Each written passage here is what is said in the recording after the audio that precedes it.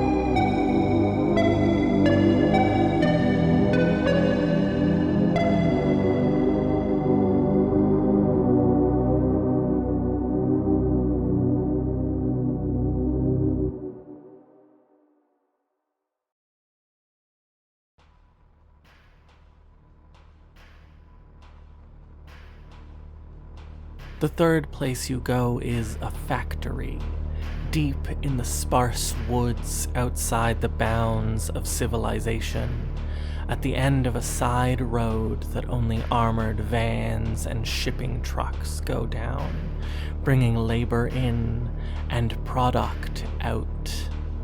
Do you think they're happy with this one? Your superiors? Are they proud of themselves that these particular mad contribute to society in their treatment, rather than just being a burden on it? Do you feel that way? The factory itself is a nondescript gray box in a clear-cut clearing, steam rising from the top, the heavy sound of machine audible a mile down the road. Out one end of it protrude innumerable conveyor belts that regularly spit out tightly packed boxes into enormous metal bins. As you arrive, a couple of sane workers are here, loading those boxes into a truck, and they doff their caps with respect at you as you walk by. How do you feel the way sane people treat hunters with such respect? Does it make you feel angry? Does it make you feel cocky? Or, as you walk past them without acknowledgement, do you just not care at all? As you open a heavy metal door on the side of the building, you're met with a wall of sound and smell and heat. The sound of mechanical grind and panting breaths, the acrid smell of chemicals and sweat, the heat of boiling sugar and working bodies. In the dim, flickering lights, the space is almost impossible to comprehend.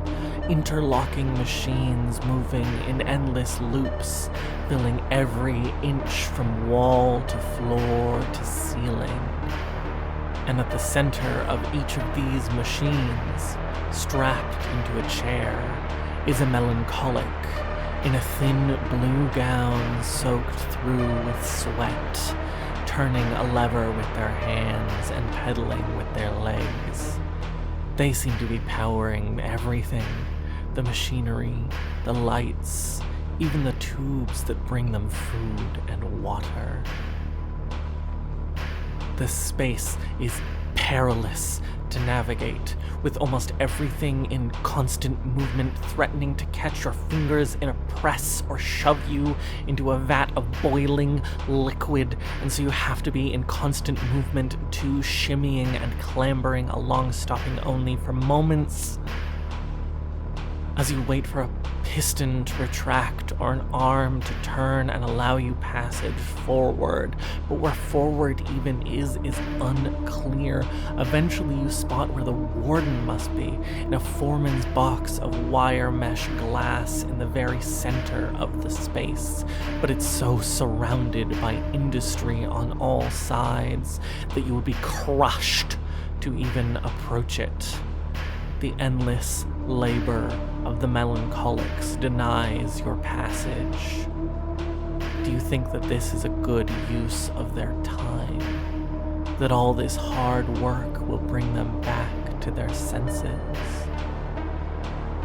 But maybe the factory itself will present an opportunity. As you make your way down the production line, viscous liquid poured into molds, sliced into tiny squares, powdered with coating and packaged in neat folds of plastic and paper and foil.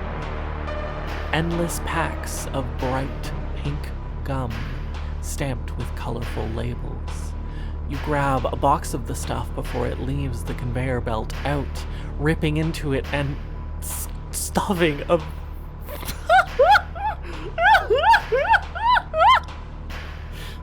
stuffing as much of it as you can into your face, chewing furiously. Isn't that gross? You never liked gum. Or maybe I just never saw you chewing it. Do you do this often for work? And when you start jamming handfuls of chewing gum into the gears of the factory, it doesn't work. Even the finest parts just tear the stuff to shreds. The sheer force that the whole thing moves with can't be stopped by a little bit of gum. Do you feel stupid? I thought it was a good idea.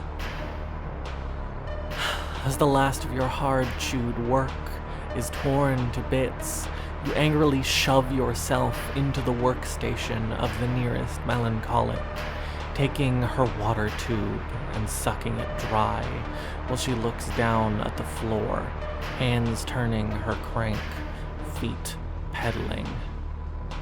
And then you pause, and then you lean down into her ear and whisper, "Nobody will ever love you." How much do you do these things out of necessity? And how much do you do them out of malice? I can never tell. Her eyes widen and twitch, and she gives a shuddering, sobbing gasp, and her limbs fall limp. Her arms no longer move the crank. Her legs no longer move the pedals. Instead, they move her, pushing her along as she hangs there, listless. And the machine slows, just a little bit, almost imperceptibly.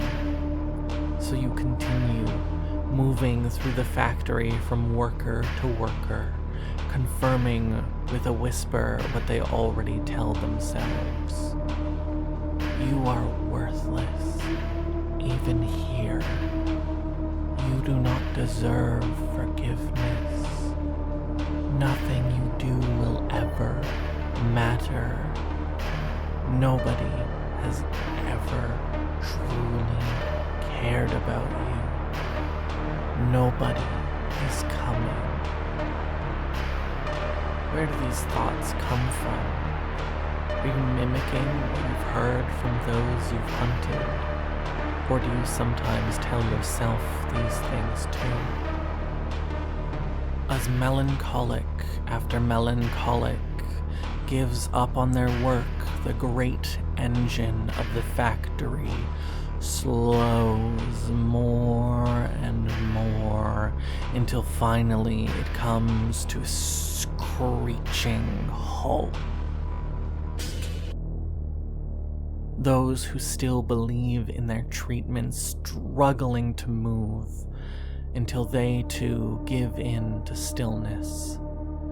The space is now deathly quiet. Vats of boiling sugar begin to cool and harden, and the lights dim to nothingness. Removing your flashlight from your belt, you pick your way carefully through the labyrinth of unmoving metal to the warden hiding at its heart. Are you proud of your work? If you were expecting a fight as you open the steel door, you are sorely disappointed. This one is not up for it. It simply lies on the floor, a pile of metal and flesh, wrapping itself in a cloak of feathers, out of which it peers at you listlessly. This one must almost feel like a mercy. Or do they all feel like that? How does it feel to kill one of these things? Bring your baton down on its metal skull. Does it feel like anything? Does it just feel like work? With the flashlight between your teeth, your nitrile gloved hands pull metal from flesh, fascia and feathers, bone and sinew, freeing this part of the mad bird from its endoskeletal cage. This one has the mad bird's wings to flee from the world and hide itself away in darkness. As you leave, a chorus of moans and crying follows you, the melancholics finally free to wallow in their own misery.